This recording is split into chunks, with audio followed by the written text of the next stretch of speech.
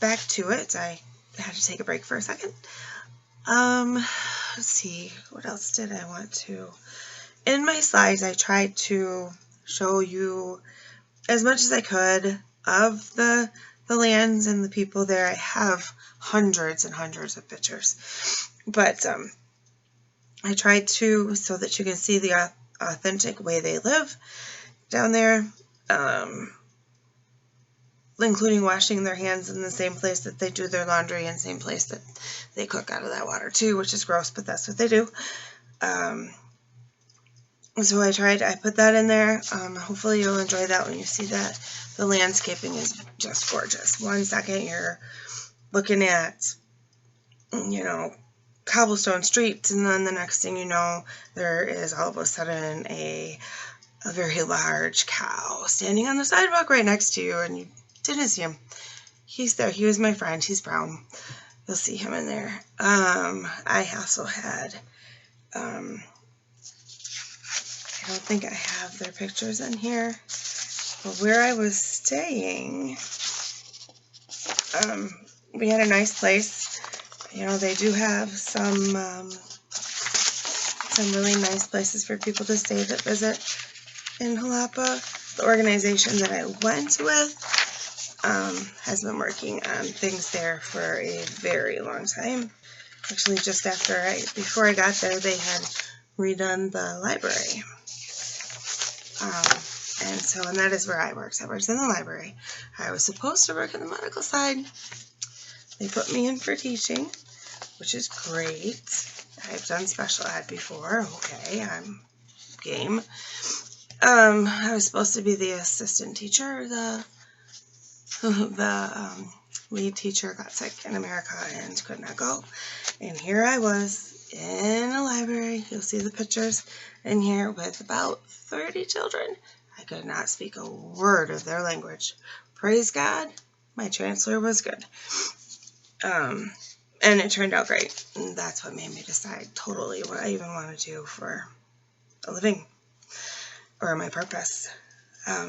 As you go through here, you'll be surprised, there are still ox carts that go through right downtown. There is also horses that pull wagons that come downtown. The culture is family related. The politics there is quite corrupt. There's some good and there's some bad in every change. The one prior to the Sandinistas, which is kind of what's still there. A guy is a Sandinista that's there, but he's a dictator or authoritarian.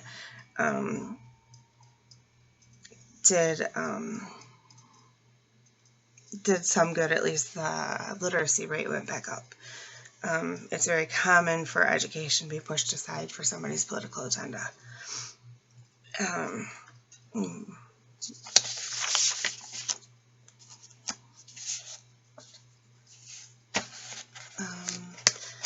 Let's see here. I talked about the living conditions, kind of. Those are, of course, better seen in pictures. Then there's the educational system, which is probably why we're really here. The educational system is confusing.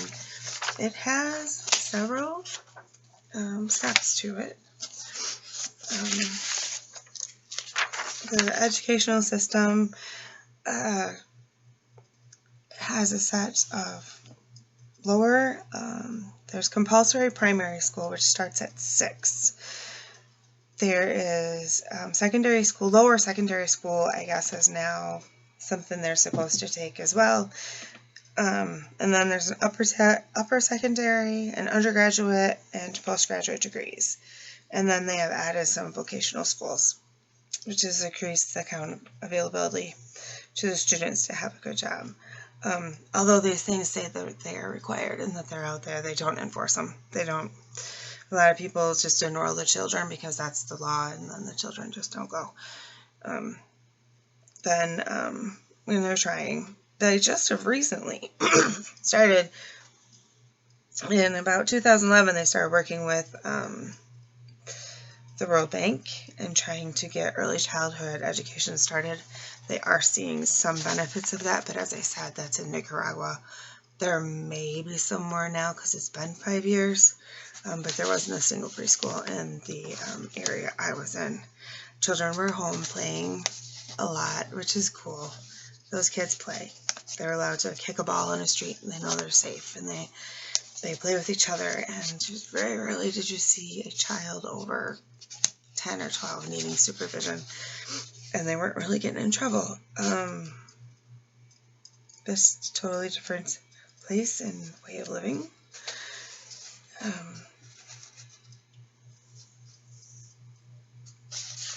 see here.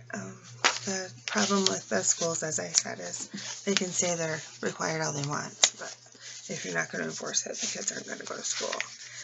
And the ones that do go to school end up quitting at about 12 years old because the parents can't afford them to go anymore. And that's when they start to drink, and they make their own drink. Did not try it, but they do make their own drink.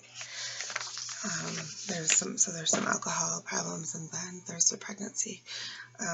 There are some places and some home and families that they believe that a child of 12, a woman of 12, or a young girl at 12 is a mature woman, and therefore there's a lot of 13-year-old pregnancies now. A lot.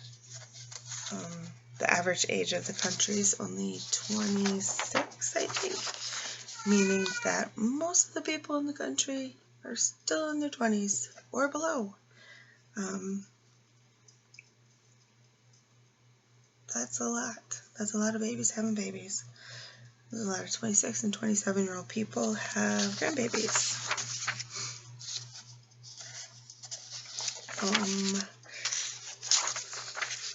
In my PowerPoint, I have, my very last thing is my handout. My handout is a mixture of my own information and the picture that I took, and then there's the same flyer in there that talks about the different clusters of problems, and you'll see that there's like zeros everywhere because they're not doing anything.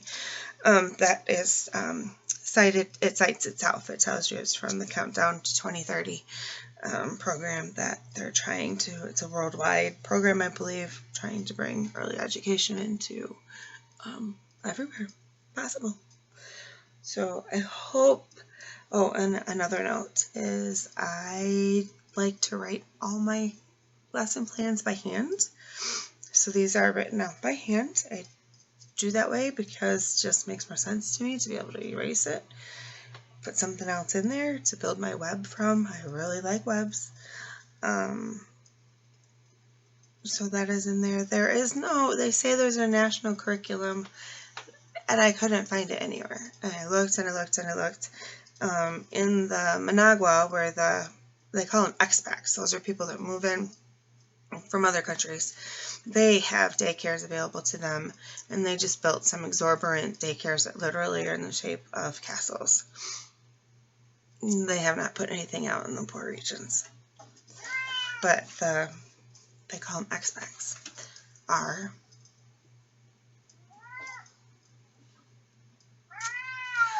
my cat is caught underneath my sheet. I will get him in a second. I hope that you guys do enjoy my slides. I have so many more that I would love to show. I forgot my little cow and the mama cow, but there's a picture there of a little hut and 2 flowers on each side, and that is where I stayed. It's a beautiful, all outbuildings, like resort, that was built specifically for mission people, and we ate outside every night, and my window there had frequent visitors of a mom and a baby calf. So that was really nice for me to wake up to in the mornings. Another thing that you will notice, and that's why these are hard for me to look at, is I am in those pictures. I am reading to the children in the library, and I have gained 100 pounds since then. So that is me, believe it or not. But that is what it is. and I need to rescue my cats. Thank you.